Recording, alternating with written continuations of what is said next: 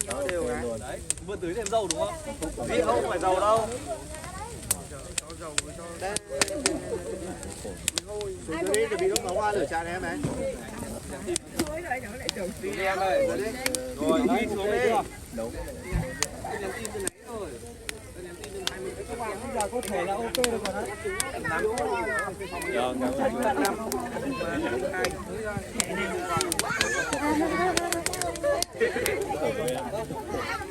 Chan nó đều cái. Đấy, vừa tưới thêm dầu đúng không?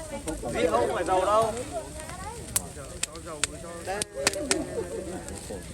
Xuống dưới đi, chuẩn bị lúc nấu hoa lửa tràn em ấy. Đi em ơi, rồi đi xuống đi. Đúng. Nhắn tin từ nãy rồi. Nhắn tin từ 20 các bạn Bây giờ có thể là ok được rồi đấy.